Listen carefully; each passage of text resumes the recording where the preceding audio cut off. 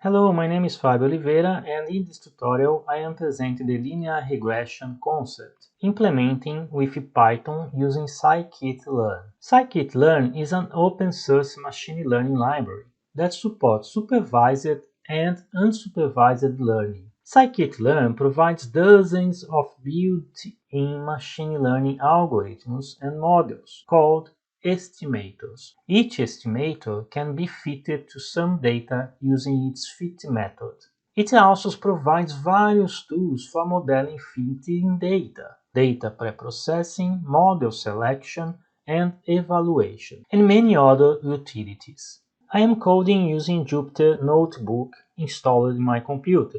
Jupiter is an open-source, web-based with deep cross-language integration that allows you to create and share documents containing live code, equations, visualizations, and narrative text. And I am coding using Python. Python is an interpreted high-level object-oriented general-purpose programming language. Python's design philosophy emphasizes code readability with its notable use of significant indentation and easy interpretability. Python is one of the most popular programming languages for data science, machine learning, and deep learning model building and training. TensorFlow framework and others well-known deep learning frameworks support the Python and its rich library. You can download the data sets that I am using in this tutorial on the link provided in your screen. Now, let's go for the implementation. Before I start programming in Jupiter Anaconda, let's us to review some key concepts of linear regression theory. The term linearity in algebra refers to a linear relationship between two or more variables. If we draw this relationship in a two-dimensional space between two variables in this case, we get a straight line. Let's consider a scenario where we want to determine the linear relationship between the numbers of hours a student studies and the percentage of marks that students scores in an exam. We want to find out that given the number of hours a student prepares for a test, about how high of a score can be students achieve.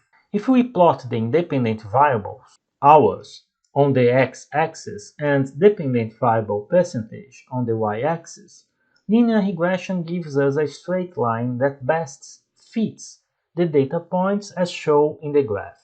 We know that the equation of a straight line is basically y equals m plus x addition to n, where b is the intercept and m is the slope of the line.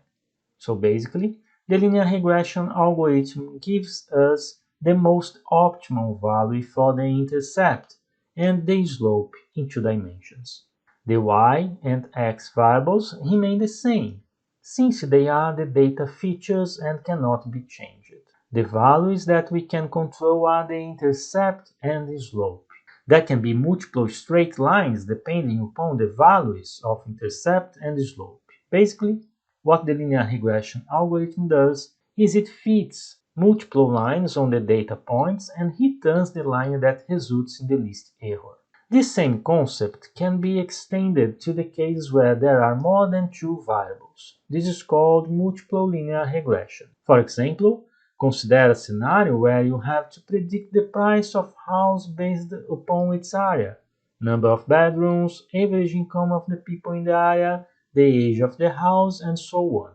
In this case, the dependent variable is dependent upon several independent variables. A regression model involving multiple variables can be represented as the equation on the screen.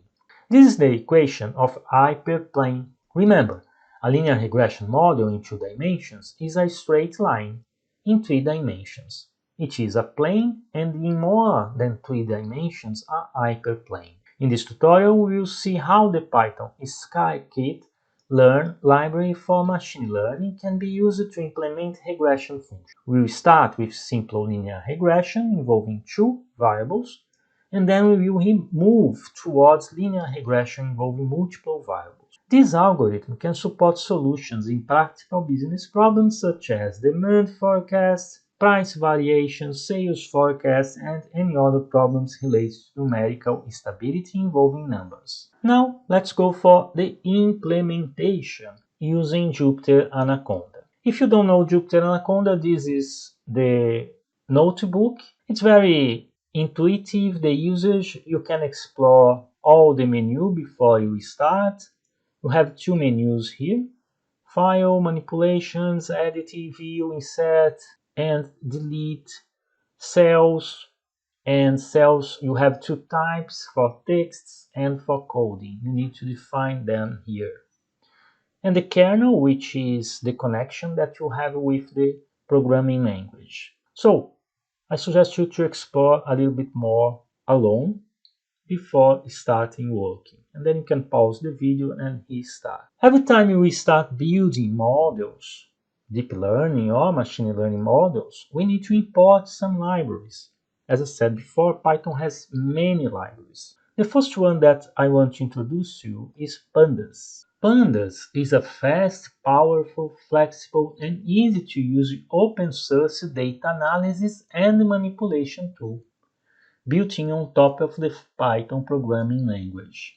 The second library we will import is NumPy. NumPy is the fundamental package for scientific computing in Python. NumPy arrays facilitate advanced mathematical and other types of operations on large numbers of data. Typically, such operations are executed more efficiently and with less code than is possible using Python's built-in sequences.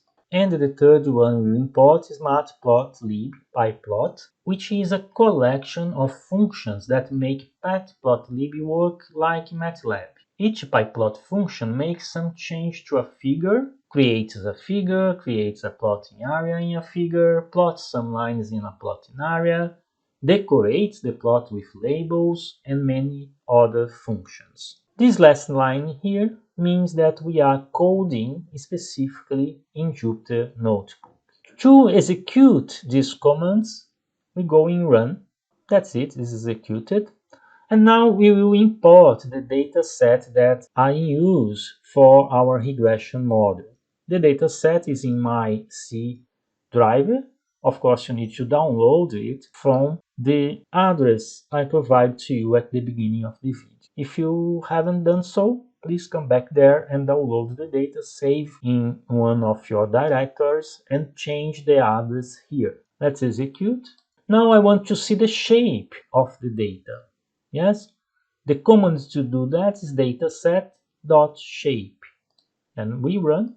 We can see that we have 25 lines and 2 columns. It's a very small data set, only for academic purpose. Now I want to see the headings of the data set. You can see that this command brings the 5 first fields of our data set and the headings, hours and scores. We can see that we have the amount of hours a student stood and the score he achieved. Now we can have some descriptive statistics from this data set using this command line. You can see that we have all the hours, the count of the hours, the count of the scores, the mean, standard deviation, minimum, the quartiles, and the maximum. In the next block of coding, we are preparing a graph. We will plot our data that we just saw here. We will plot the data in a graph of 2 axes, x for hours and y for scores. Here we are giving the title and the labels of the x. And then here we ask Python to plot the graph. Now we will start preparing the data. Now we have an idea about statistical details of our data. The next step is to divide the data into attributes and labels. Attributes are the independent variables, while labels are the dependent variables, whose values are to be predicted. In our dataset, we only have 2 columns. We want to predict the percentage score depending upon the hours studied. Therefore, our attribute set will consist of the hours column and the label will be the score column. To extract the attributes and labels, execute the following script. The attributes are stored in the x variable. We specified -1 as the range for columns, since we wanted our attribute set to contain all the columns except the last one, which is scores. Similarly, the y variable contains the labels. We specify 1 for the label column, since the index for scores column is 1. Remember, the column index starts with 0, with 1 being the second column. In the next section, we will see a better way to specify columns for attributes and labels. Now that we have our attributes and labels, the next step is to split this data into training and test sets. We'll do this by using Scikit Learn's built-in train test split method, as you can see in this cell. Let's run. The dataset now is splitted. This script, 27, splits 8% of the data to training, while 20% of the data to the test set. The test size variable is where we actually specify the proportion of test sets. Now, training the algorithm. We have split our data into training and test sets, and now is finally the time to train our algorithm. We will execute this following command. With Scikit Learn, it is extremely straightforward to implement linear regression models, as all you really need to do is import the linear regression class, instantiate it, and call the fit method along with our training data. This is about as simple as it gets when using a machine learning library to train on your data.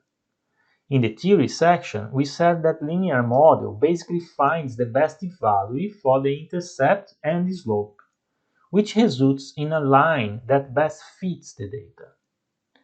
To see the value of the intercept and slope calculated by the linear regression algorithm for our dataset, we will execute the following code. To retrieve the intercept, we will run this code, and the resulting value you see should be approximately 2.01. For retrieving the slope coefficient of x, we will run this command line. The resulting value you see should be approximately 2.01. For retrieving the slope coefficient of x, we will run this command line. The result should be approximately 9.9, as you can see in the screen. This means that for every 1 unit of change in hours studied, the change in the score is about 9.91%. Or in simpler words, if a student studies 1 hour more than they previously studied for an exam, they can expect to achieve an increase of 9.91% in the score achieved by the student previously. Now that we have training our algorithm, it's time to make some predictions. To do so, we will use our test data and see how accurately our algorithm predicts the percentage score. To make predictions on the test data, execute the following script. The ypred is a NumPy array that contains all the predicted values for the input values in the xText series. To compare the actual output values for xText with the predicted values, execute the following script. Though our model is not very precise, the predicted percentage are close to the actual ones. The values in the columns that you can see may be different in your case because the train test split function randomly splits data into train and test sets, and your splits are likely different from the one shown in this screen. Now we go to the evaluation of the algorithm. The final step is to evaluate the performance of the algorithm. This step is particularly important to compare how well different algorithms perform on a particular dataset. For regression algorithms, 3 evaluation metrics are commonly used. Mean square error, MAE, is the mean of the absolute value of the errors. It is calculated as you can see in the screen with this formula. We have as well the root mean square error. The maths and the statistics behind machine learning and deep learning can be very complicated. I'm not overloading you with the difference between these metrics now. However, it's important to know how to interpret the results of it. In this case, the smaller the value output from our model, the best is the algorithm performance. I'm using these three altogether for academic purposes to show you that both can be used. It's a matter of preference and performance for the dataset you are using. Luckily, we don't have to perform these calculations manually. The Scikit Learn library comes with pre-built functions that can be used to find out these values for us. The third metric is the root mean squared error. Is the square root of the mean of the squared errors. Let's find the values for these metrics using our test data. Let's execute the code back on Jupyter Notebook. We are back to the Jupyter Notebook and we will run now the different metrics and we got the results. You can see that the value of root mean square error is 4.18, which is less than 10% of the mean value of the percentage of all the students, example 51.48. This means that our algorithm did a decent job. This is all for the simple linear regression. Now we will move to the multiple linear regression. In the previous sessions, we performed the linear regression involving two variables. However, almost all real-world problems that you are going to encounter will have more than two variables. Linear regression involving multiple variables is called multiple linear regression. The steps to perform multiple linear regression are almost similar to that of simple linear regression. The difference lies in the evaluation. You can use it to find out which factor has the highest impact on the predicted output and how different variables relate to each other. In this notebook, we use multiple linear regression to predict the gas consumption in millions of gallons in 48 US states based upon gas taxes in cents, per capita dollars, paved highways in miles, and the proportion of population that has a driver's license. Now, let's see the implementation in Jupyter. The following script imports the necessary libraries. The dataset for this example is available on the link that I provided you in the beginning of the training. And here we can see the dataset head. We can see the petrol tax, the average income, paved highways, population driver license in percentage, and petrol consumption. As before, we can see the statistics behind.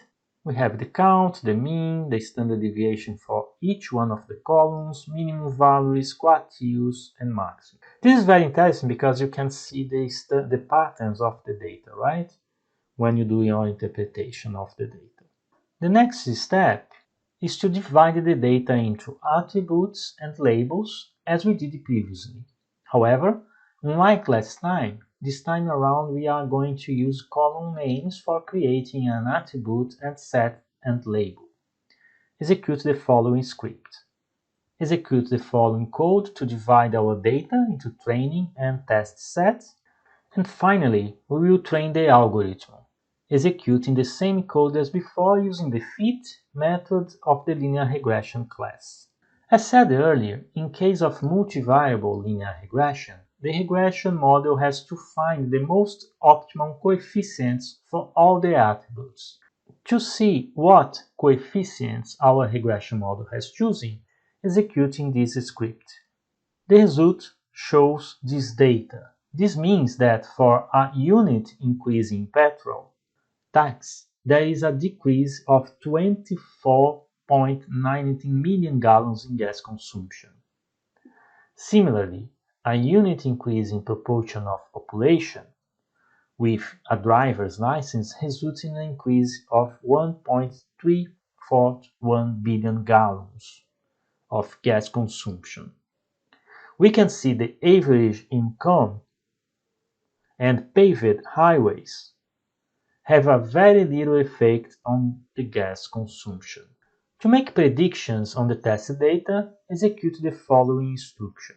To compare the actual output values for X test with the predicted values, executing the following coding. Now, we can finally evaluate the algorithm using the mean absolute error, mean square error, and root mean square error. And we can see the results.